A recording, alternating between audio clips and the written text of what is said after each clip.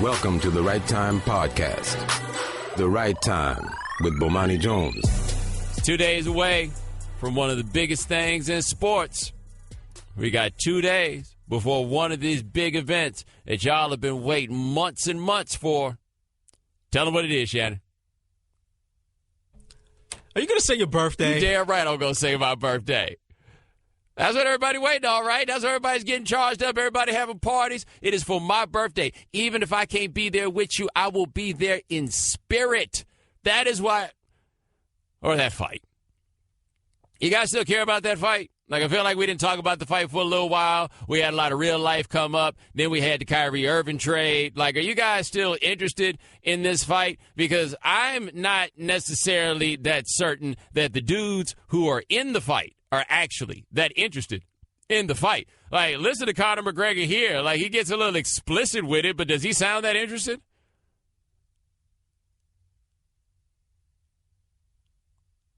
What do you think? You think he will? Yes, no?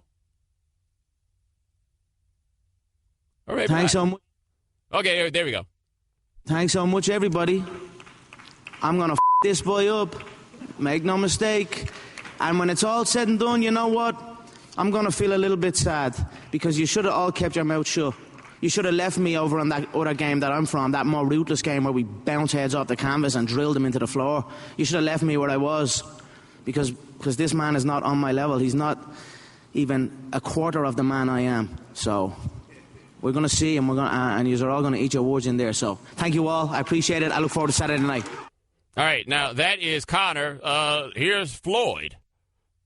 To be in the sport 21 years, I had to take it extremely serious. And for you guys to think that Saturday I'm not taking this serious, I'm taking this extremely serious. But the thing is this, when it's all said and done, I know one thing that I can do. I can fight. I can give it, and I can take it. But for me to be 49-0, it's obvious I'm not receiving it, I'm giving it. They don't sound very interested, Shannon. Yeah, I give it, take it, giving it a lot. Yeah. 49-0 for a reason. Yeah. Go out there and show the world what I can do. Woo!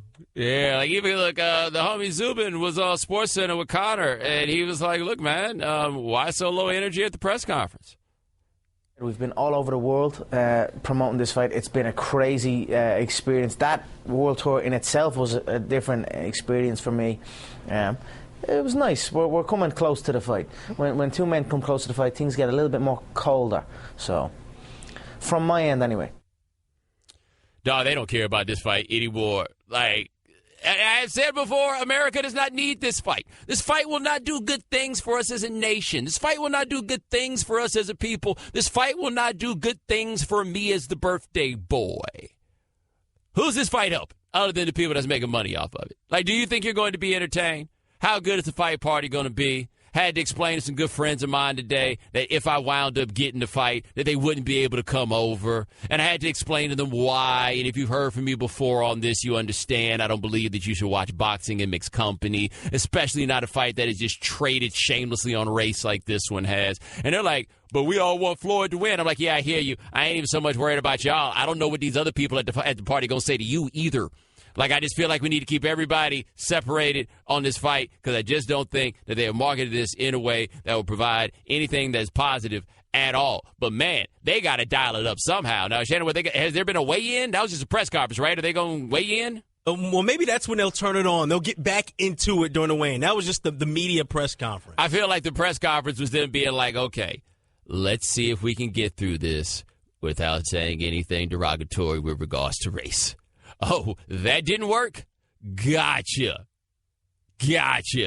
I guess we'll get something different this next go-round. Maybe that'll be it. Because they sold it so hard early, but I feel like they sold it so hard early because they knew that this was a farce. So they had to build up like the initial level of energy. But the problem was it's almost like they had to do their week of the fight stuff months before the fight. And now it's the week of the fight, and they don't have that stuff left anymore because they had to use it before in order to manufacture some level of interest in this fight way back. Like, that's what it seems like they had to do. And now we're here. We're 2 days away, and I don't really feel the energy Like, I don't. Like, I feel like we had a period where nothing else was going on, and Floyd is the master of putting these fights at times where ain't nothing really cracking. But I felt like we had this, like, when there was nothing going on, that we talked about this and we ran with it. And I think we all kind of felt ashamed of ourselves. Well, not all. I did. We were a little ashamed. Just a little bit of ashamed at the fact that this is what we were going to participate in. But now the fight's here. And what's left? Like, if we don't have the shame, what do we have? What remains? What do we have? Here's what we got. A bunch of people that's going to order this fight, a bunch of people that's going to go to their houses to watch the fight party, and one person who feels like any place he might want to go on his birthday all of a sudden going to cost a whole lot more money. That's what we got. Birthday in New York, too, huh? Man, I'm trying to go somewhere, but where I'm going to go, right? If I wanted to go somewhere and get a table, how much is the table going to cost now? And the worst for me is the table, they make you pay for all the alcohol that I'm not going to wind up drinking. So what am I supposed to do, right? Like, how am they stole my birthday? Like, I just don't understand. I wonder if James Harden feel the same way as James Harden's birthday. What if they stole James Harden's birthday, too? James Harden seemed like he might be into this fight, though. Like, he might be ready for it. Didn't they say that Isaiah Thomas and LeBron going to be at the fight? Oh, really? Like a bonding exercise? Go ahead and start building that? Yeah, I guess so. I know this. Don't go watch this at one of them closed caption joints, man. No, sirree, Bob. Do not do it. We are one scuffed pair of J's away from an international incident. I meant to ask you, speaking of crowds, what do you think it's like in Vegas right now? Like the people that are out there? Well, that's a good question, because one thing I know where they're injured, people have talked about this breaking the record for pay-per-view buys, but a question that has to be asked about that is there interest in this fight from our Latino brothers and sisters, because they have a heavy role in driving the pay-per-view market, and as this has been sold as a fight largely on the basis of ethnic identity, they don't really have a horse in this except the horse that runs against Floyd. Right? Like, do they care enough to watch this fight? And yes, I'm generalizing to a degree, but you understand what I'm saying. Is there enough interest in that segment of the population to hate Floyd enough to watch this, to watch someone who is not a boxer participate in a boxing match? That's what the question is. I don't really have any idea as to whether or not that is the case. I know we're stretching to find ways to make this fight compelling. Shannon, I saw something the other day on, I think it was on ESPN.com. They were talking about the time someone actually hurt Floyd. They're talking about Shane Mosley in 2010. So that was it, huh? What the hell does that have to do with Conor McGregor? So basically, if you're as good a boxer as Shane Mosley was 7 years ago, maybe you can hurt Floyd. What in the world does that have to do with Conor McGregor? Does that have anything to do with Conor McGregor? And now we're here. I think there was more anticipation and excitement with just the talk about there possibly being a fight more than the fight itself. And that includes, the hype that they've had, the press conferences and all, and the in-ring press conferences. Like, just the speculation of whether or not we're going to have the fight. I think people enjoyed that more than the fight itself. Kind of, I make the comparison with, like, the NBA offseason and how the trades and all of that. Mm-hmm. Like, we get excited about that more than the 82 regular season games themselves. Yeah, but, dude, nobody thinks this fight is going to be any good, right? So here's something that's interesting from Westgate about people betting on this fight. 92% of the people who have bet on this fight have bet on McGregor. 92%. But 79% of the money in the fight is on Mayweather. 79% of it is on Mayweather. So the average ticket betting on McGregor is $186. The average ticket betting on Floyd is about $8,000 because it takes so much money to make any money off a bet on Floyd. Even the most delusional people have not convinced themselves that Conor McGregor can win this fight, right? Right? Like, do any of you actually think Conor McGregor can win this fight? Because if you do, I'd love to hear from you. The Right Time with Bomani Jones. So I asked if there was anybody out here that thought that Conor McGregor had a chance of actually winning this fight against Floyd Mayweather. Anybody at all said to give us a call. I got one name on the screen right now. 888-729-3776. Talk to Patrick in Atlanta. Patrick, thanks for calling The Right Time. Patrick. Hey, Bo. How are you, man? Doing good. How are you? Doing all right. So I don't know what's going to happen in this fight, and I don't know much about boxing. I don't know much about UFC, but I do know my professional wrestling history. And didn't nobody ever think The Undertaker was going to lose until Brock Lesnar came up and whooped him. So, and that's scripted. So I'm just saying there's always a chance, and we need to make sure that guy with the gift of the shocked face is there in Vegas just on the off chance that Conor can pull this off. Are you being serious? Just in the off chance. We just need that. I think that's what America needs. They need that guy to be there just in the off chance that Conor can pull it off. Thanks, Patrick. Thanks for nothing. Did he just? He didn't say Buster Douglas. He didn't go to Buster Douglas. He didn't even go to Rulon Gardner. He didn't go there. He went to The Undertaker at WrestleMania. Shannon, help me, please. I'm just. No, you know what? I'm with Patrick there. It makes all the sense in the world. Because what is professional wrestling? You got the spectacle, right? And that's what this fight this weekend is, right? So I would say that they're sort of on the same plane. I'm giving you the same look I gave Patrick, which is the same look that Stephen A. gave Will Kane the other day. Did you see that? Yeah. 888-729-3776. Let's talk to Charlie in Virginia. Charlie, thanks for calling the right time. Thanks for taking my call, Bo. Yes, sir. I've never given Mayweather any of my money, and it's not like he needs my dollar anyway. You never know about that. I hear you. Well, with this tax problems he got, he may need my dollar. I think McGregor does have a chance just for the simple fact that he is in the ring. I'm not going to buy the fight, but I would like to hear that McGregor did put some kind of punishment down on Mayweather. I'd like to see him put his hands on Mayweather like Mayweather puts his hands on his women. I think Cleveland, when they were down, nobody thought they were going to come back and win. Boston against New York, when they were down, nobody thought they were going to win. Everybody laughed at Joe Namath when he predicted that they were going to win. And there's a chance. I don't think it's going to happen, but there's a chance. I'd like to see him win. I'd like to see McGregor win. Well, I tell you, I appreciate the call, and Shannon, what I've learned from these first two callers is that people are really trying hard to convince themselves that there's going to be a fight here. I did not know that people would try this hard. Hoping. Wishing. Hoping hard. Wow. No, those two were hoping, because there's a difference, as Cedric the Entertainer explained, there's a difference between hoping and wishing. Yes. Those two were hoping. Hold on, we got one more. Let's go to Craig in New Hampshire. Craig, you think Conor's going to beat Floyd? I sure do, Bo. Tell me why. I honestly think that the world is ready for an upset, and when Conor McGregor takes care of business, boxing's going to be back on the map like it used to be back in the day. Wow. It's just that time that we need something in sports to talk about besides domestic violence, contract disputes with the NFL. I think Conor McGregor's fighting for not just boxing or the UFC, but all sports across the board. The world's going to have something to talk about. Well, I tell you, man, I appreciate the call. By the way, Shannon, just to explain to people so they know this, I'm not like screening these, right? Like, I'm not just cherry picking the people. These are the folks that are actually calling, volunteering to call. It's the movie. It really is the great white hype. Wasn't Irish Terry talking about doing it for the world? Right? Was it for homeless people, right? That was Irish Terry's call. Oh, wow. Be careful. A whole lot of these people going to be mad as hell after the fight. Whew. Wow, I don't even want to talk about Hank Aaron anymore. That's what we need to get, Shannon. Somebody to find out Hank Aaron's thoughts on this fight. Who do you think Hank Aaron rooting for?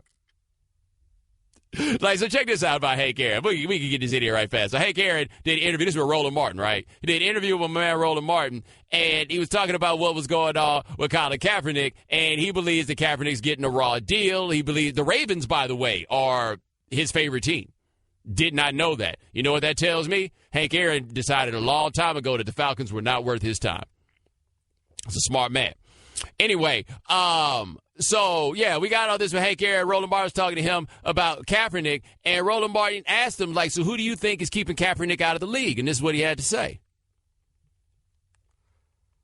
I think this decision is coming from the owners. I don't think that it's coming from general manager. I do know that Harbaugh and also Ozzie Newsome, I'm not putting them in harm's way, but I say that if they look at it and say, hey, let's open the season up, we can't open the season up with Flacco, then who's the second best? All right, now, here's what I found to be interesting about this. Aside from the fact that none of us knew this about Hank Aaron, that he was the Ravens fan, right? And so he says he thinks it's the owners. Mike Florio made a very interesting point. I don't know if you saw this post on Pro Football Talk, where he's like, hey, man, when the league wanted Michael Sam to be on somebody's roster, they called around and got somebody to put him on the practice squad. Like, if the league wanted to, like, believe that they need to get Kaepernick on the roster, somebody will make some calls. Apparently, those calls have not been made. But you'll notice this about Ozzie. You play that clip one more time. I'll tell you when to stop. I think this decision is coming from the owners. I don't think that it's coming from general manager. I do know that Harbaugh and also Ozzie Newsome, I'm not putting them in harm's way, but I said... All right, stop right there. Two things happened there that are decidedly old black man, Shannon. Number one is he kind of pronounced Harbaugh right, but not really. You're like, Harbaugh? And just call him by his last name. Yeah. Like my dad's got you all one syllable, right? The second one's a roll of the dice. The first one is the effort. But then he got to Ozzie Newsome's name, and after he said Harbaugh, Ozzie Newsome, well, not to get him in trouble. Like, he just realized, oh, wait a minute, I'm out here snitching. Let me calm down. Let me fall back. No. I am going too far here. And look, Hank can say what he want to say. Anybody say what they want to say. Man, that dude ain't getting no job. That's the bottom line on it. That dude is not getting a job anytime soon. But I will say this. People get mad, like, at me all the time for talking about Kaepernick. You can say whatever you want to Hank Aaron. Like, what in the world could you possibly say to Hank Aaron that would make Hank Aaron come anywhere near blushing? Like, Hank Aaron grew up during Jim Crow and then was the black man that passed Babe Ruth. I'm actually surprised that Hank Aaron played it that chill. Like, if I was Hank Aaron at this point, what could you say? What could you say? What could you do to me that would hurt my feelings if I'm Hank Aaron? The Right Time with Bomani Jones. All right, on the line with us now. He'll be playing in the Big Three Championship game that's in Las Vegas Saturday. Big Three Championship will be in Las Vegas. Feature the undefeated trilogy against the three-headed monsters. His name is Mahmoud Abdul-Rauf. So for you, Mahmoud, how enjoyable has it been playing in this league? Oh, man. This is a blessing. I mean, to, in a sense, revive our careers, give us one more chance at it, because when it's gone, it's gone. So we're enjoying pretty much every moment of it. Now, I do have to ask you this. How worried were you after the first week where we saw Jason Williams got hurt and a lot of us got worried about what was going to happen to everybody else? Well, it's a serious concern because some people take care of their bodies better than others, and sometimes it's not even about that. Just the many years of the natural wear and tear that occur as an athlete. I mean, look, young people are getting injured. So the fact that when you get older, there's a higher risk, it would seem, of guys getting injured, especially due to the fact that how we're playing is much more physical, even beyond what the NBA hand checking allowed back then. So it was a serious concern. But guys pretty much adapted and responded well. Well, you talk about playing more physically. I'm surprised that somebody didn't shut that down because everybody just here to have a good time, right? Yeah, but I guess it'll take away from it. You know, guys are coming to see, and people are coming to see sort of like the old school way of playing with the hand checking and competitive basketball. So everywhere we've gone pretty much have sold out. There's been great responses. Ice Cube and his group have done a great job of keeping this thing going, and I only see, if God wills, just bigger and better things ahead, really. All right, we're talking to Mahmoud Abdul-Rauf here on The Right Time. Now, has there been anybody that's guarded you in this league that you had to remind who you were? Well, you're always trying to do that every time you step on the floor. I mean, there's some good basketball players out there. Marcus Bates is hard, tough-nosed guy to play against. Again, they allow a little bit more than what the NBA allowed, but that's a part of it. You know, you played this game so long, you have to make the some of us can make them sooner and better than others, and that's one of the challenges. Now, I have to take you back to something back in the day, because my brother went to Southern when you were at LSU, and he always tells this story about getting caught on a switch, having to guard you, and figured he thought he could get back far enough where you couldn't go by him, and there was no getting back far enough to where you could not go by him. Like, how much fun was it being Chris Jackson playing for LSU? Oh, man. Guys would come, and they would come on recruiting trips, and they would come and sometimes they'd ask me, hey, man, how is it playing? I said, look, I'm not the man to ask. You need to ask the guy who's not playing much. I said, because I'm having a ball. I mean, he's giving me, carte blanche. I got nothing but freedom to do pretty much what I want to do. So, of course, I'm going to tell you I'm enjoying it. So if you want a realistic picture, you need to talk to people who may be on the end of the bench and see how things are going with that. Look, Dale Brown had given me the green light after pretty much the second game, and he trusted me enough that I wouldn't abuse it, and I was just blessed to be able to do what I did during that time, and it was amazing. Dude, you were killing it with like two moves, either the crossover through the legs and go by him, or crossover for the jumper, and nobody could do anything. Well, I was brought up with a coach that he didn't believe in wasted movement, right, and doing things unnecessary. So if I come down and you give me the same shot every time, I'm going to take the same shot. If I can get you on a jab, step, and a dribble, I'm going to try to make the game as easy as possible. Some guys, they'll make a couple of shots, and the guy been giving them the same move, and then they'll want to go and dribble 3-4 times and show the crowd what they can do. I was just trying to make the game easy. Take what you give me, or take what pretty much I wanted. That's the way I played. All right, we're talking to Mahmoud Abdul-Rauf here on The Right Time. Now, what was it like at LSU the day that Shaq showed up? What were you thinking? Man, we were sitting in the dorm room. We were watching the McDonald's All-American game where he was just pretty much showing out. And we had Stanley already. He was a redshirt freshman. And we were just excited because, looking at him, there was no question that he seemed to be one of those guys that wanted it. He worked hard. He was aggressive. He could handle the ball as a big man on the fast break. And so we were excited to have it. And when he came on the campus, it's as what we saw. He had a chip on his shoulder, and he wanted to be great. And I remember in the dorm room one day, he said, I'm going to be the first player to make $80 million. Well, he exceeded that. He had a vision then. He must have knew something that we didn't know about contract. We are talking to Mahmoud Abdul-Rauf here on The Right Time. Now, the situation with Colin Kaepernick, it's made a lot of people remember what happened with you in the NBA in 1996 and not standing for the national anthem. The first thing I want to ask you about that is, have there been young people who have come up to you to talk about this who were unaware of your story before Kaepernick kind of brought it back to the forefront? Yes, but I would say more so after the big three. More young folks. There was some after Kaepernick, of course, but I think the big three now, because of the attention that it's received, there's more young people now that know me by the big three and then find out that I was in the NBA, then find out about Kaepernick and all of those things, as opposed to the older group. They knew me in the NBA and finding out about the big three. It had that effect. Now, does it bother you at all in a way that a lot of what you did as a basketball player got overshadowed by the national anthem controversy?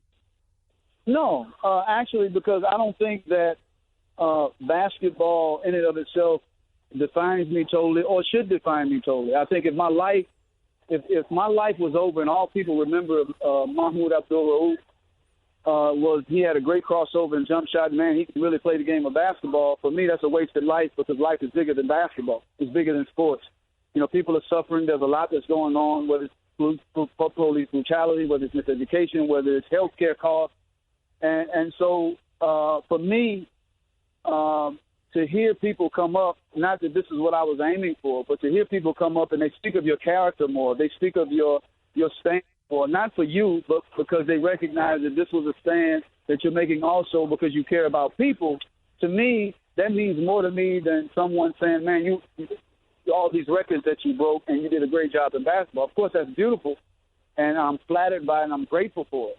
But those things mean more to me. Well, is there anything, 20 years later after this has happened, is there anything that you look back on and wish that you had understood more about what you would be stepping into? I would be lying if I said those thoughts don't enter your mind. Of course, you always want to know more and be smarter and be more effective. But at the same time, I said, look, I was supposed to go through that.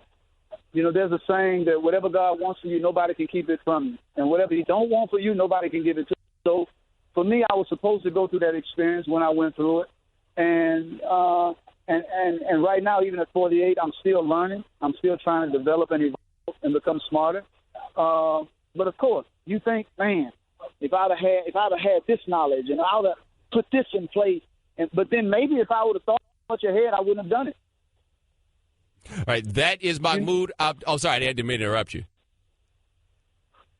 Oh, no, good. All right, that is Mahmoud Abdul-Rauf. Check out the Big Three Championship in Las Vegas on Saturday at the MGM Grand Garden. The Undefeated Trilogy will face Mahmoud and the Three-Headed Monsters in the championship game. Thanks so much for joining us, man. I really appreciate it. Thank you. Okay, Kevin, for the grand prize of $1 million. What color is the White House? I know this. 5 seconds. Oh, switching to Geico could save you a bunch of money on car insurance? Okay. Judges? That's true, Kevin. They'll allow it. Congratulations. You're a winner. Woo! Geico, because saving 15% or more on car insurance is always a great answer.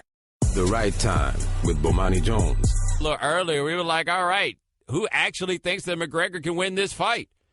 And people called. Let's hit the phones and talk to Josh in Texas. Josh, thanks for calling The Right Time. Hey, thanks for taking my call, Bomani. I'm a big fan of your show. I really enjoy listening to it. Hey, man, what I don't understand is why people are so absolute on Mayweather. And I'm not big on McGregor or Mayweather. I guess I don't care. But I think they're missing what's obvious to me is that Mayweather's fighting somebody who's not a boxer. Matter of fact, he's fighting someone who's crazy. I mean, how do you prepare and how do you fight against crazy? And, I'm anticipating watching the fight this week, and you're going to be watching Mayweather out there trying to spar or do his thing, and then you're going to look at McGregor, and he's going to be bouncing off the ropes and climbing the ropes and doing some WWE kind of crap, and I just don't know how you game plan for that. Yeah, that's an interesting theory there. I appreciate the call. I would just like to point out that Floyd Mayweather is from Grand Rapids, Michigan, and he's also the son of Floyd Mayweather Sr. and the uncle of Roger Mayweather. I don't know why you think he has never been exposed to crazy. Like, I'm a little confused here. So, Shannon, just so you understand, in order to rationalize how it was that Conor McGregor could win this fight, this man made not being a professional boxer while fighting a professional boxer into a positive. Yep. What is it, 2 negatives? Yeah. Like, that's what we've got. 888-729-3776. That is our telephone number. Let's talk to DJ the Barber. DJ, thanks for calling The Right Time. Hey, what's going on, Bomani, man? How you doing? Doing all right, man.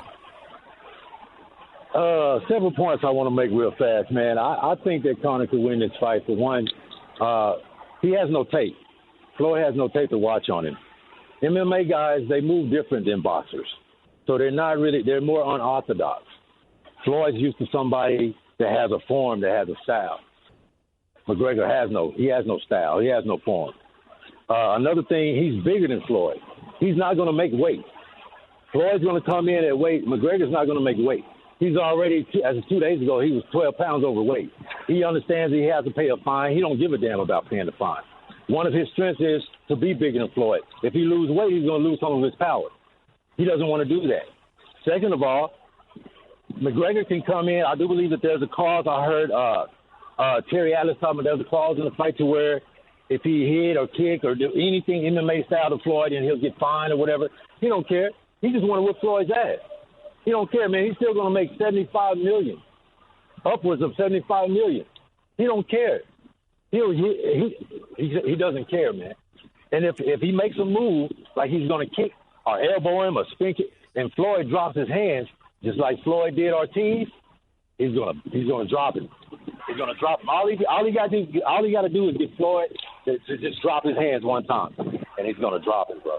Well, I hear you, man. And DJ, thanks for the call. And I mean, there you have it, Shannon. We actually found a black dude that thinks that McGregor go win this fight. There we go. See? We're unifying folks, bringing people together. Yeah, I figured when it was DJ the Barber that it would probably be a black dude, but I wasn't so sure because he was like, yo, I think Conor's going to win this fight. Because otherwise, Shannon, we just had a parade of white dudes with the mental gymnastics of how this would happen. DJ's logic wasn't, like, much better, right? He was operating on the same premise. Well, the dude ain't a boxer.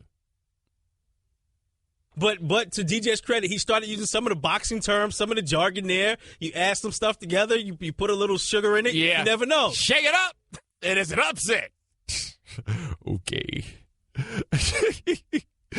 Yo, they've done this. Like, this con has worked. Like, even as people don't seem to be so excited about this fight, we have so many people who somehow, one way or another, actually believe that Conor McGregor has a chance. I think that's part of the selling factor is the unknown.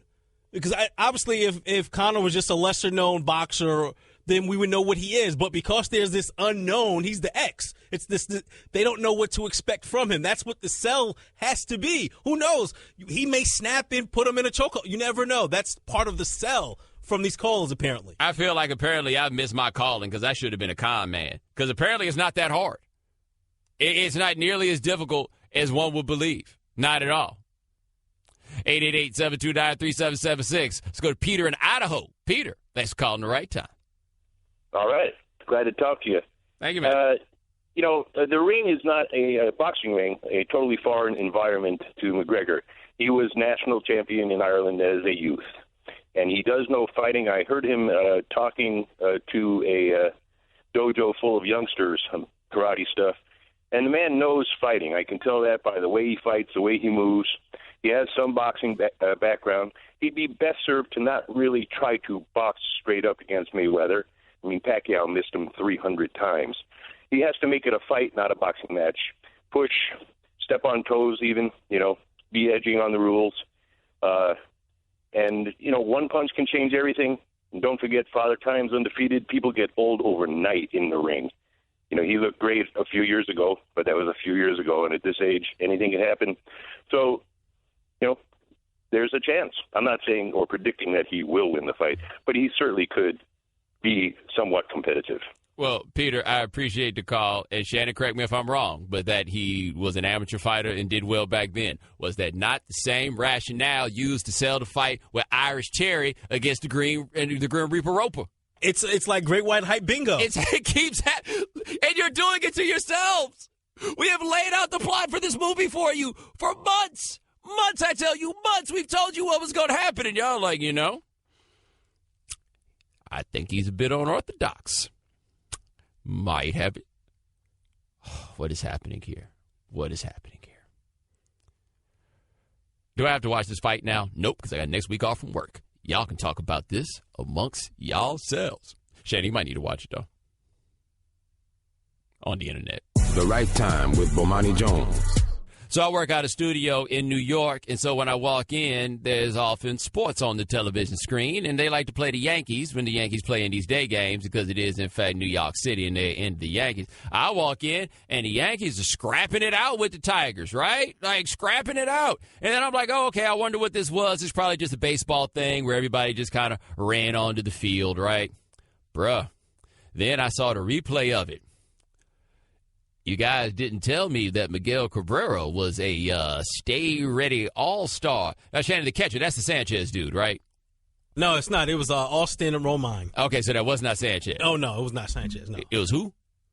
The backup, essentially. Okay, so the backup. Because Sanchez got his catching duties pulled because he's defensive deficiencies. Oh, he's in that position, right? Yeah. Okay, got it. So they had the other dude back there. I don't know what exactly happened, but next thing I knew, he and Miguel Cabrera started having some back and forth. And then while they're having the back and forth, the catcher took off his mask. And I guess the catcher didn't realize what was going on because the second he took off his mask, Miguel took about one step back. And then next you know, them hands was flying. And that wasn't one of those situations where a dude's just trying to throw as many hands as he can as quickly as he could, Shannon.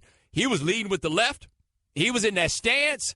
Like, Miguel Cabrera stays ready. And typically, our stay-ready all-stars are not in Miguel Cabrera's weight class. Like, Miguel Cabrera, I feel like, is in the super heavyweight stay-ready all-star class. Because normally when we talk about stay-ready all-stars, we're talking about cats like the homie Roughneck Odor, right? Like my man there, middle infielders. they tend to be on the stay ready program, or guys who play the outfield who are the size of middle infielders. What's my man's name? Tony Plush, Nigel Morgan, the stayest, readiest all-star of all. How do we know he was the stayest, readiest all-star of all? He from the Bay Area. He's a black dude who was a hockey player. You knew that part, right? He was a hockey player. So he was like always on the ready. He was the stay readiest. Miguel Cabrera was ready for this fight. And then, Shannon, what, they had one or two more situations where they came out on the TV? They just showed the lineup card with all the lines through it. There's quite the dust up. And my man, I don't like, I get it, you're in the big leagues now, and it's Cabrera, you want to try him, but looking at the weight and the height of the two, you want to tailor the tape? Yeah, I don't get it. All right, we'll start with my man Austin, right? Okay. 6 foot, 218. Okay. Miggy Cabrera, listed 6'4", 240.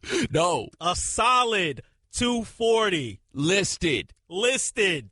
And I don't know what Miguel Cabrera came from in Venezuela, but it sounds like the sort of thing that requires you to stay ready. And he was ready. They've had like 2 or 3 other these dust-ups, too. I think like coaches getting thrown out of the game. Like, I don't mean like the manager. I mean coaches, just like other cats.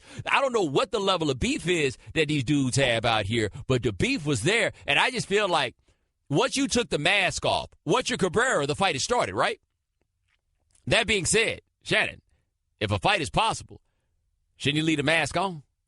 Like, you would think, you're the catcher. If there's anyone on the field that's more prepared for the fight, shouldn't it be the catcher? Yes. You're in full riot gear. Yes. From the start. Yes, except now you have no mask, and now you got all this stuff that interferes with your reach, which makes it difficult for you to block. And yeah, he didn't take like any knockout blows, right? But I think he definitely learned a hard lesson. Like, most people see something like this in 7th grade. I remember this dude in 7th grade, man. He was messing with my homeboy, Dez. And Dez told him, hey, man, I'll tell you right now, you touch me, I'm going to whoop your behind. And the dude thought he was going to be slick, and he hit him with the finger, right? Like, he just tapped him with his finger just to say that he touched him. Dude, Dez beat his behind so bad that at one point the dude was hunched over the water fountain. Dez pushed his head down into the water fountain, said, get wet, hit him twice with the water, then went back to tagging him in the face, man. There's nothing like when you didn't realize the fight had started, even if you might have been the one to kind of sort of start the fight. Just totally misunderstood. And Cabrera was standing there like, all right, we can do this. That what you want? Okay. We can do this. My thing with baseball fights, and I've always wondered, right? If you're out there in the bullpen, who are you impressing, right? What are you doing? But the thing is, they got to do it. It's game theory, right? So when you are on the field, like if you're the batter, you are 1 versus 9. Okay, so then your cats from the dugout have to come out there because it's 1 versus 9. Then that means the cats from the other dugout have to come out there, which then means that the guys from the bullpen have to come out because if one dude comes from the other bullpen, it's going to be that. But the bullpen always has the one guy running harder than anybody else, but never winds up throwing a punch, right? He just want to make sure everybody knows, like, hey, man, I just want to know I had your back, man. I came out here, you know what I'm saying, and I was ready. And all you doing is crowd control. That's all you do. You just you come from the bullpen, and all you do is stick your arms out to the side. Hey, back. That's what I always wondered, because you're running from the bullpen, so you got to go from the outfield all the way up there just to do crowd control. Like, if you really wanted to scrap, isn't the other team's the relievers coming out of the bullpen too? Why don't you cut them off? Well, because the problem is when you run it out of the bullpen, you might have been in there reading a magazine or taking a nap or who knows what it was. You're like, oh, man, what's going on? This fight. All right, I'm back. I'm up. Oh, man. Oh, okay. All right, let's go. I'm up. 888-729-3776 is the telephone number. I've always wondered this, though. There's got to be one dude in every bullpen that's really just there every day, just like, all right, let's do this.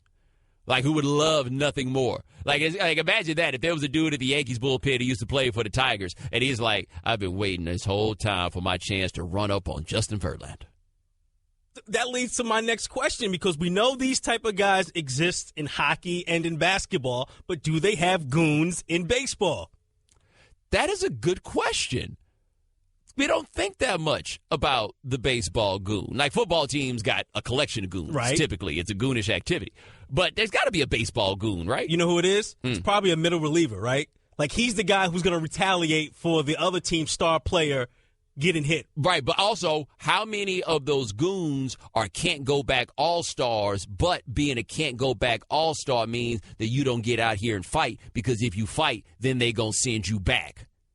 Like, how many of those cats are out there? They got to be, right? Like, how conflicted are those guys? Like, yeah, Skipper, man, I would have, right? But I got this little situation, right? Yeah. I'm on probation, coach. No, but I mean, but too many people out there had to come from something real to get to the major leagues for there to not be good. For example, Roughneck Odor. We learned very quickly that Roughneck Odor had some goon in him. It was right there, waiting. You think Otis Nixon had some goon in him? Think. But I don't know if he had goon, right? I just know that he had seen some things. Although I will say this, though. If Otis said, loan me $5, you need to give that man his $5. 5, 10, 20. Hey, man, let me get 5, man. I got to have it. 888-729-3776. That's our telephone number. We've been asking you guys if you actually believe Conor McGregor has a chance at winning this fight. And I'll be damned, some of you actually think that this is the case. Let's hit the phones and talk to, let's go, Arthur in Alabama. Arthur, thanks for calling the right time. Hey, what's going on, Bomani? Doing all right, man. I think that Conor has like a 5% chance to win this fight. And that's just because he's a lefty, and Floyd has problems with lefties. And not only that, but he's coming from the MMA with his unorthodox style. So if, say, within the first 3 or 4 rounds that Floyd can't adjust to the punches that he's throwing, then he may get lucky. But Floyd's defense is outstanding. Like, Floyd don't really get hit. So I don't think Conor's really going to win. But if he can get him early with one of those lefts, with a couple of lefts, then he may have a chance. But that's a slim chance. Well, and then, too, I want to say one more thing. I totally agree with Hank Aaron. I think if more people would boycott the NFL in support of Colin Kaepernick, then you would see a change. Now, you might be right there, Arthur. I appreciate the call. By the way, the logic that Conor has a chance because he's a lefty, he got about as much chance as another famous lefty, Sandy Koufax. You going to put him out there? Shadows, Barry Bonds? What about Isaiah Thomas? You think Isaiah Thomas have a chance? Isaiah Thomas of the Cavs. You think he'd have a chance? I mean, we just throwing lefties out here. You think he got a chance? Is Sylvester Stallone a lefty? I know Rocky was. Why not give him a shot? Right, like what are we doing here? The Right Time with Bomani Jones. We've been talking about this fight that I felt like there was no buzz around. Really, the cats couldn't even muster up the energy to manufacture some buzz at the press conference. And then the phone lines lit up because apparently a lot of y'all actually believe that Conor McGregor could win this fight. Yes. Let's hit the phones on to Bobby in South Carolina. Bobby, thanks for calling the right time. Yo, Bo, thank you for making my day, man. It is. Appreciate that, man. Man, just that fast, he's gone. But I made his day, though, so I feel like my work here is done. Absolutely. Can I take the next hour and a half off? I'm just out here making dreams come true, baby. 888-729-3776. That is our telephone number. Let's hit the phones and go to Jim in North Carolina. Jim, thanks for calling the right time. Hey, Bomani, thanks for taking my call. Love the show. Thank you, man. Hey, I just wanted to make the point real quick. I do think this fight is a farce, this particular fight. I might try to watch it, but I don't think that it necessarily is like an indictment of all of MMA, is like an MMA fighter can't line up with a boxer, because I think in this case you're really taking one of the least technical, wild MMA fighters out there, big name, and you're putting him up against literally probably the most technical, methodical boxer in the history of the sport. I think if you could take a fight where you had big names, a big-name boxer who is more of maybe a brawler, which there are some of those guys out there, and put him up against an MMA fighter who's maybe more methodical, more technical, I think you would have a much better fight, and you could say that an MMA fighter could beat a boxer. You know what I mean? Well, this is what I'd say to that, and I appreciate the call. If these MMA fighters that you're talking about could compete against Floyd Mayweather, they'd be boxers because there's more money in it because you don't have to work, basically be beholden to Dana White. You can make your own money. No, I'm saying there's nobody you taking over there that's coming to beat the best fighter of his generation. All right, now on the line with us, he's the host of Breakdown Sports on Showtime Sports. His name is Corey Erdman. Corey, we never thought this fight was going to happen. This fight is actually happening. What are we doing here? I have no idea what we were doing, but, I was just listening to what you said, and that's one point that I keep making to people is that if Conor McGregor or any other MMA fighter were really that good at boxing, they would never give whatever percentage they're giving away to Dana White. Like Conor McGregor's highest fight purse to date, even for how popular he is, and it's obviously clear he's phenomenally popular, has been $3 million. So if he's this, intellectual genius that everyone seems to think he is, he's Mystic Mac, and he's just going to go in and, tantalize Floyd Mayweather and just confuse him.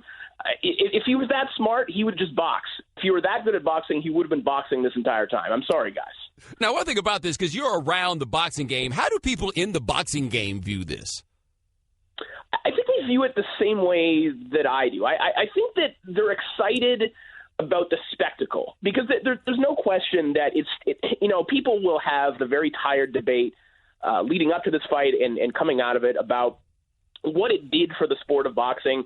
No matter what, if you get 4.9 million people buying a pay-per-view and watching a boxing event, it's going to be good for the sport. So I think everyone is, or most people are happy with the attention that the sport is getting, and that's all well and good. But no one who spends their life covering the sport of boxing or within boxing actually believes this is going to be a competitive fight. The only people who think that are either, the general public or the MMA fans and hardcore Conor McGregor fans, because those people, combined with the people who just want to see Floyd lose, they have bet this thing down to like 4-1 or 3-1, which on paper makes it look like a competitive fight. And so because of that, even more people will watch it because the general public now thinks that he has a chance. So it's just been this perfect, alignment of dominoes that is just going to line the pockets of everyone involved.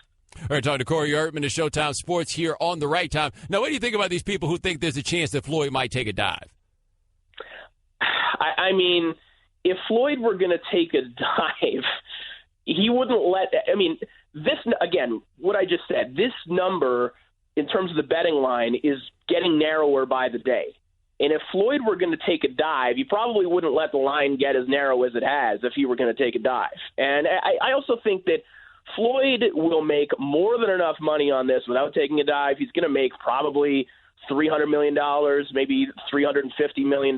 That's plenty of money without taking a dive and ruining your reputation. And we all know how important that zero on his record is to Floyd Mayweather. Well, also, if he was going to take a dive for money, wouldn't it make more sense to do that in the Pacquiao fight? Probably. I mean, because at least he could save face a little bit in that he lost to a boxer and not to an MMA fighter. But taking a dive is a federal offense, okay? And listen, it's not like Floyd hasn't made some poor criminal decisions in the past, but that is a big-time risk to take in order to make, whatever it is you bet on yourself or whatever the payout is going to be. That you're going to jail for that, and you're ruining everything you've ever done, and you won't enjoy any of the money that you have. All these yachts, everything that you have, it's all gone. Floyd Mayweather will not take a dive on Saturday night. All right, we're talking to Corey Erdman of Showtime Sports here on The Right Time. Now, we've had a lot of people call in, and their theory is they think that McGregor could win the fight because he'll be unorthodox and Floyd won't know what to do. To that, you say what? I would say that is based on the premise that if you just go in and do something completely crazy and unusual, that a boxer isn't going to know how to defend against that. So people who make that argument basically say, well, you don't lead with an uppercut, but that's just conventional boxing thinking. But what if you did it? How would a boxer react? Well, he would react by knocking you out with a left hook. I mean, the reason you don't do certain things in boxing is because it is proven that there are easy counterattacks for those particular movements. So if Conor goes in and does something completely zany, then he's going to pay for it. And also, we're also confusing perhaps just being unorthodox with just not being good at boxing or not exactly knowing what you're doing. And that doesn't help anybody in any walk of life. Well, as a fighter, is Conor the sort of MMA fighter who you think that his game would translate? I do. I think that he is certainly the type of athlete And, having, like, boxed as a child, he has a fundamental understanding of what happens in the sport of boxing. And also his build for the welterweight division, or in this case, the junior middleweight division, is big. He would be a fairly big junior middleweight. He has a good reach. He is structured to be a good boxer, and just his base understanding of what happens in a ring again, and his background did begin with boxing. So just in theory, if from the beginning he were built into a boxer, I think that Conor McGregor could have been built into a good professional boxer. I think that the raw pieces are there. It's just that those haven't been honed over time. And if, let's say there are 5 elements to MMA, and of course there are more, but let's just say that there are 5. That means that he's been practicing boxing, let's say, just boxing, a fifth of the time that Floyd Mayweather has, if all things were equal and they were professionals for the same amount of time. And that's too much of a deficit to make up. All right, now that's Corey Erdman of Showtime Sports. Now, for those of you who do not know, I hosted a morning show called The Morning Jones on the Score Satellite Radio for a couple of years. Corey was the producer of that show. Corey is one of my good friends. He is getting married this weekend, and to help you celebrate this marriage, I had to have DJ Mike Hitman on the line to congratulate you. Mike, you there? Yes, sir. Hey, Corey, I want to say one thing. Before I say it, all them people who's calling saying McGregor going to win the fight, you know why they call it? Because they spent the money, and they know they rent the studio at the end of the month, and they praying that they don't get put out the house. That's why they call it in, trying to convince folks. And Corey, I want to say congratulations, but let me give you some good advice, Corey. Okay, this is what I'm going to give you. You hear this right? Hear this clearly now. Yep. First thing you got to do all the things you got to do on Saturday. Because God's been in sports on Sunday so you can have the weekend. Remember that. You got to do everything on Saturday, because if you do it on Sunday, you can't watch no sport event. Second thing, make sure you get an apartment with 2 sinks. Not 1. Make sure you get 2. Because women take their time in the bathroom. So you can just slide on over, use the other sink. Here's another good advice. If she don't know how to drive, this next thing you better teach her, because you got to take her everywhere, and that's gonna put they're gonna free up your time, because you got to take her driver here, driver there. Yeah, make sure you teach her how to drive. Here go my last advice: get a man cave, because women don't like guys coming in their house. They might smell like top. Get a man cave, and you take them in the basement or a garage, and then you can free to watch all the sports you want. That's what you got to do, Corey. I appreciate the advice, Mike. It's been too long, man. I appreciate it. Dude, y'all got to catch up, man. I know. I'll be in the city. We got to link up. You'll be Corey. The last time I talked to you, you had good hair. Did you lose your hair yet? Oh, absolutely not. I still have great hair. Okay. You ain't sleeping in no more ditches anymore now, right? And I can afford better vodka, so don't worry. That's what I'm talking about, Corey. We got to hook up. And look, it's a national holiday, ladies and gentlemen. It's Bomani's birthday. We're going to watch the fight, but we're going to celebrate with Bomani. We're going to play some Luke Skywalker music over here. We ain't even thinking about the fight. It's going to be only popping. Hey, Mike, I appreciate it. Corey, I appreciate it. We up on the end. Corey Erdman, Showtime Sports. Congratulations, my man. Love you like family. Mike, I'll talk to you soon. The Right Time with Bomani Jones. Sports Center showing the clips from the brawl. Shannon, you missed it. The one dude coming from the bullpen, I mean, he was running so hard. Arms going all the way to the front. Like, that wasn't a jog. That was a sprint. He got there and was like, whew, I would love to fight. I'm a little tired. See, that's the thing. If you're jogging in there from the bullpen to the fight, you're not going to fight. That's like the Ultimate Warrior running in the ring in WrestleMania 6 in Toronto. Once he got to the ring, he was done. I feel like the most energy that you could really exert there is that trot. You know that trot where you're like, all right, here it comes. Oh, okay, cool. You give the hop at first, then it's like, yeah. In fact, if you're going to expend that kind of energy, that's not the run to the fight. That's the run back to the car. That's the one. I'll be right back. Don't move. No, it's cool. No, somebody breaks up the fight. No, it's cool. I'm straight. And then they start running away, and then you're like, oh, no. I need to get out of here myself, but not in the same direction. Yeah. All right, 888-729-3776. That is our telephone number. Poor Blake Bortles. right? Wound up in a game that people were watching, and then everybody found out that he actually is bad, no matter what positive contributions he may have made to your fantasy team. I appreciate that 30-something touchdown season, by the way. You really came through. Put a folk. Thank you. I appreciate it. But Chad Henne is going to start the Jaguars' next preseason game. Chad Henne's still in the league, by the way. I feel like that's the ultimate message and lesson that you get out of this, is that Chad Henne is still in the league. Now, the Jaguars are in a tricky situation, though, Shannon, because you realize they might have to start Henne for the rest of the year, right? Huh? So, they picked up Bortles' option for 2018. The option is not guaranteed for skill, but it is guaranteed for injury, right? So if he winds up on the team this year, if he winds up playing this year and getting hurt and he can't play next year, Jacksonville winds up having to pay him. A similar situation is how Colin Kaepernick wound up being on the 49ers roster last year, where they would have loved to have released him, except he had a contract that was guaranteed for injury and he could not pass a physical. That's where they are. Now, in this same situation last season or 2 seasons ago, in this same situation, Washington put Robert Griffin in bubble wrap and was like, yo, you're not going to play. Why? Because Robert Griffin attracts cartoon hits, right? Them Batman hits. Zonk! You know, he kept getting that. He and Colt McCoy, both of them, stay attracted to them cartoon hits. Pow!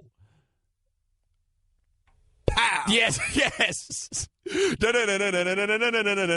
They stay getting those. So they're like, yo, we can't have this dude around here. We can't have him on the payroll, so we're just not going to play him. The Jaguars picked up the option for Blake Bortles. That means they can't play him, basically, if he's not going to be their starter. Otherwise, they're stuck with him on the payroll next year. But I am wondering, at this Blake Bortles situation that they wound up in, how much of that had to do with appearances. And this is what I mean by appearances. At quarterback, you at the very least got to look like you got a plan. Right? At the very least, you have to look like you have a plan. If you don't have a quarterback, at least look like you have a plan for going to find a quarterback. So take Cleveland last year. Cleveland did not have a quarterback last year, but it was clear that they had a plan, and their plan was to tank this thing out, right? Cleveland got into the draft this year. It doesn't sound like they felt good about any of the quarterbacks. They had the number 1 overall pick. They took Myles Garrett instead. But what did they do? They drafted Deshaun Kaiser, in the 2nd round. And what's that, Shannon? What'd that look like? That was a plan, right? It's a plan. It's made out. Look, and by the way, it doesn't even have to be plan A because you took him early. So if you don't feel that good about him and you stink again next year, you can go get a quarterback high, i.e. the Panthers with Jimmy Clausen being a 2nd-round pick in 2010, and then they drafted Cam Newton in 2011. And I don't think Jimmy Clausen was active for another game while he was with Carolina. But it looks like they have a plan. I think Jacksonville had to look at this last draft, which was not great at quarterback. Once again, the Browns didn't take one. They looked at that draft, and they had to be like, yo, man, there's no quarterback here, but we got to look like we got a plan, so you pick up the option on Bortles, right? Because then that gives you people a reason to think, no. We're still here with Bortles. He's young. He still has a chance to get better. We're in on Bortles. Okay, so then you pick up his option. Then Doug Marrone got in there and was like, yo, man, this dude stinks. I can't do this. He stinks. And it's funny because they kind of forced Robert Griffin onto Jay Gruden for a season. They didn't force him on him for a season. They tried to take the job away from him, and it just couldn't be done. Remember, they brought Colt McCoy in. Colt got hurt, and Kirk Cousins lost the job that year before he ultimately won it. Jacksonville does not look like they have a plan. The way it was for them to look like they have a plan, so goes this hypothesis, is we pick up Blake Bortles' option. Now, it's worse than it could have been because you can't even you can't play him. Right? You have to basically make a decision right now. Is this the end of it for Blake Bortles? Because otherwise you trot him out there, you put yourself on the hook for $19 million or whatever it was. So Florio made a very interesting point where he said, basically they picked up the option and the option saved them $4 million in the event that Bortles had a great season this year, and then they'd wind up having to franchise tag him next year. Doug Marrone's looking around like, bruh, ain't gonna be no good season. Not on my watch.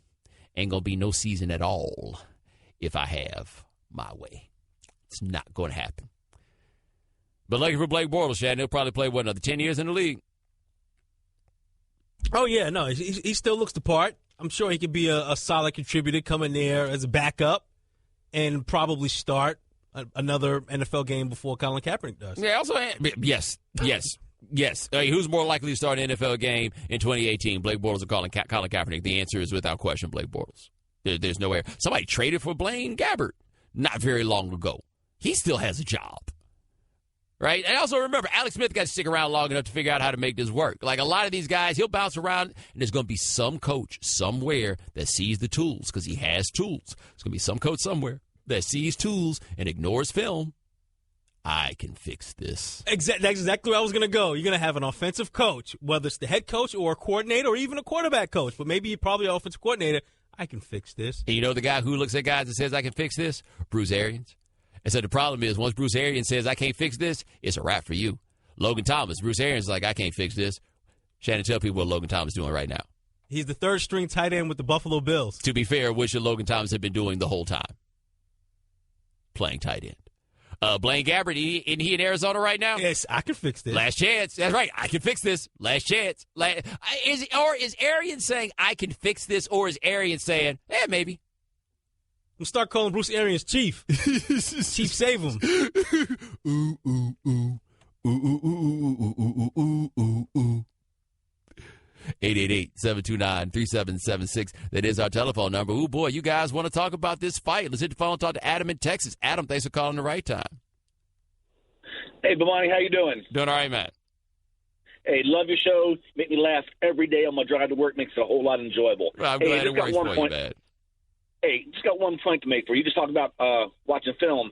The one advantage I think McGregor camp does have is they have hundreds of hours of Mayweather fighting, all the way from his semi-pro and amateur days as a pure fighter. They have no film of McGregor fighting, so I think that's a little advantage that McGregor does have nobody's really talked about. Yeah, I appreciate the call. Let me tell you something about film. A friend of mine who worked as a football coach at a college once, they were playing against NC State when Mario Williams was there.